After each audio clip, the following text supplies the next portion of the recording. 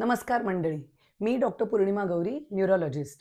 निश ॲडव्होकसी foundation आणि brain and mind centre यांनी एकत्रित येऊन लिव्हिंग विल क्लिनिक सुरू केलेलं आहे. कुठे? Brain and mind centre, Ratna memorial hospital, सेनापती बापट रोड, पुणे येथे. दर महिन्याच्या चौथ्या बुधवारी हे क्लिनिक 4 ते 6 कार्यरत असेल.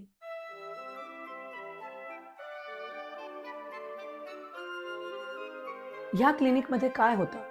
लिव्हिंग विल्स म्हणजे वैद्यकीय इच्छापत्र किंवा जीवित इच्छापत्र या दस्तऐवजाबद्दल माहिती दिली जाते आणि ज्यांना कोणाला हे दस्तऐवज करून घ्यायचे असेल त्यांना आम्ही मदतही करतो. त्यामुळे काउन्सिलिंग आणि त्याचं एक्झिक्युशन हे दोन्ही आम्ही करून घेतो.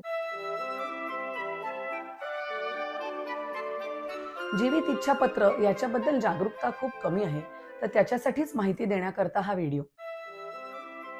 जीवित इच्छापत्र म्हणजे काय? जीवित इच्छापत्र म्हणजेच लिव्हिंग विल हे एक डॉक्युमेंट आहे, एक दस्तऐवज आहे, ज्याच्यामध्ये आगाऊ वैद्यकीय निर्देश म्हणजे ॲडव्हान्स्ड मेडिकल केअर डिरेक्टिव्हज हे आपण आधीच नमूद करून ठेवू शकतो आणि त्याला लीगल मान्यता आहे. जर कधी आपल्या आयुष्यात अशी वेळ आली, जेव्हा आपण बोलण्याच्या परिस्थितीत नसू, आपलं मत व्यक्त करण्याच्या परिस्थितीत नसू आणि आजारी असू, असा एखादा आजार ज्याच्यात बेशुद्धावस्था आहे किंवा आपली समज कमी झालेली आहे, unconsciousness, coma, dementia, road accident झाला असेल, मोठा स्ट्रोक आला असेल, व्हेंटिलेटर लागणार असेल, डायलिसिस लागणार असेल, वेगवेगळ्या प्रक्रिया आपल्यावर कराव्या लागणार असतील. पण त्याचा आपण आधीच विचार करून ठेवलाय आणि आपण आधीच ठरवून ठेवलंय की आपल्याला हे हवंय की नकोय. मग हे आधीच नमूद करून ठेवणं म्हणजे ॲडव्हान्स्ड मेडिकल केअर डिरेक्टिव्हज, आगाऊ वैद्यकीय सेवा निर्देश, हे जेव्हा आपण मांडून ठेवतो त्यालाच लिव्हिंग विल किंवा जीवित इच्छापत्र असं म्हणतात. हे डॉक्युमेंट का महत्त्वाचं आहे? कारण अशा वेळेस हे डॉक्युमेंट आपल्या प्रियजनांना मार्गदर्शन करतात, की आपल्या इच्छा अशा वेळेसाठी काय आहेत. आपल्याला ट्रीट करणाऱ्या डॉक्टरांना आणि हॉस्पिटल्सना सुद्धा म्हणजे आरोग्य सेवेला सुद्धा हे मार्गदर्शन करतात आणि त्यामुळे हे महत्त्वाचं. हे डॉक्युमेंट सुनिश्चित करतं, की तुमच्या स्वतःसाठीच्या ज्या आरोग्य सेवेच्या इच्छा आहेत, त्या इच्छांचा आदर केला जाईल.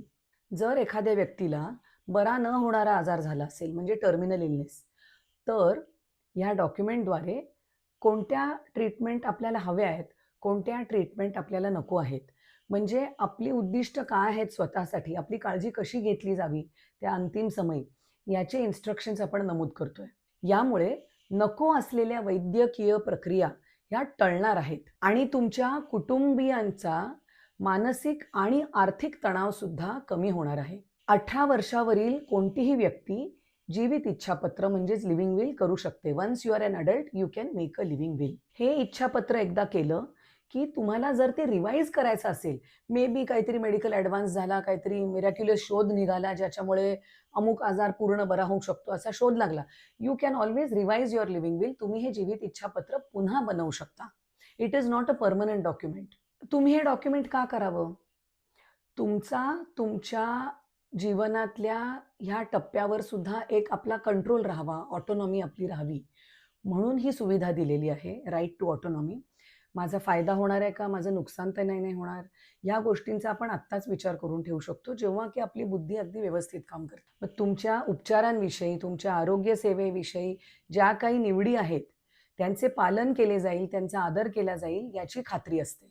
डॉक्टरांना आणि कुटुंबियांना तुमच्या वाटचा निर्णय घ्यायला मदत मिळते, एक मार्गदर्शन मिळतं. तुमच्या वतीने निर्णय घेणारी एखादी व्यक्ती तुम्ही आधीच नमूद करून ठेवताय, ज्यांच्याबरोबर तुमच्या ह्या चर्चा झालेल्या आहेत.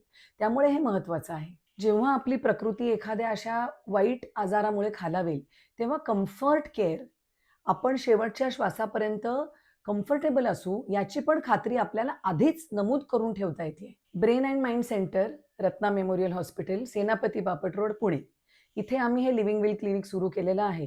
3 भेटी आम्ही रेकमेंड करतोय. पहिल्या भेटीमध्ये जाणीव जागृतीवर आमचा फोकस असणार. त्याच्यासोबत काउन्सिलिंग म्हणजे समुपदेशन हे आम्ही करू. समुपदेशन हे मेडिकल तर असणारच आहे, सायकोसोशल सुद्धा समुपदेशन असणार आहे. तुमच्या एखाद्या फॅमिली मेंबरला तुम्हाला जर घेऊन यायचं असेल, ज्यांच्यासोबत ही चर्चा तुम्हाला करायची आहे, पण तुम्ही एकांतात ही चर्चा करू नाही शकत आहे, तर ह्या चर्चेला सुद्धा आम्ही फॅसिलिटेट करणार आहोत आणि त्याच्यात तुमची मदत करणार आहोत. तर पहिली भेट ही जाणीव जागृती आणि समुपदेशन. दुसऱ्या भेटीमध्ये आपण त्या डॉक्युमेंट्सबद्दल चर्चा करणार आहोत, ज्याच्यामध्ये तुम्हाला तुमची माहिती भरायची आहे. कोणत्या मेडिकल इलनेसेसबद्दल तुम्हाला नमूद करायचं आहे, तुमचे काय चॉईसेस तुम्हाला मांडायचे आहेत, हे दुसऱ्या भेटीमध्ये आपण चर्चा करू शकतो. वेगवेगळे टेम्पलेट्स आपल्याला अवेलेबल आहेत ऑनलाईन. भारतामध्ये सुद्धा 2-3 प्रकारचे टेम्पलेट्स आहेत. काही वकिलांनी आपले स्वतःचे टेम्पलेट्स बनवलेत. तुम्हाला जर तुमचं लिव्हिंग विल, तुमचं दस्तऐवज अगदीच कस्टमाइज करायचं असेल, तर त्याच्यामध्ये सुद्धा आम्ही तुम्हाला गाईड करणार आहोत. किंवा देहदानाचा पण क्लॉज तुम्हाला त्याच्यामध्ये ॲड करायचा असेल, हे जे काय कस्टमायझेशन्स असेल, त्याच्यासाठी सुद्धा आम्ही तुम्हाला मदत करणार आहोत. मग हे डॉक्युमेंट तुमच्यासाठी डिझाइन करून त्याचा प्रिंटआउट आम्ही तुम्हाला देणार आहोत. तर दुसरी भेट ही डॉक्युमेंटच्या डिस्कशनविषयी असणार आहे.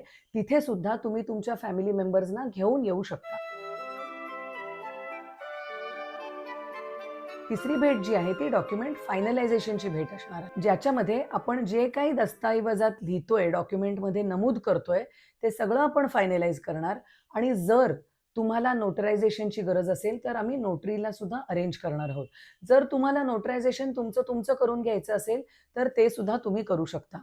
तर या तिन्ही भेटींचे मिळून आम्ही ₹500 चार्ज करतोय आणि ₹100 हे रत्ना मेमोरियल हॉस्पिटलच्या रजिस्ट्रेशनचे चार्जेस आहेत. तुम्ही जर रत्ना मेमोरियलचे जुने पेशंट असाल, तर तुम्हाला रजिस्ट्रेशन चार्जेस भरायची गरज नाही. मग तुम्ही या तिन्ही भेटींचे मिळून ₹500 मात्र भरायचे आहेत. नोटरायझेशन व इतर कायदेशीर प्रक्रिया ज्या आहेत, त्याच्याबद्दल माहिती तुम्हाला देणार आहेत मानसी पराड, ज्या एक पब्लिक हेल्थ स्पेशलिस्ट आहेत.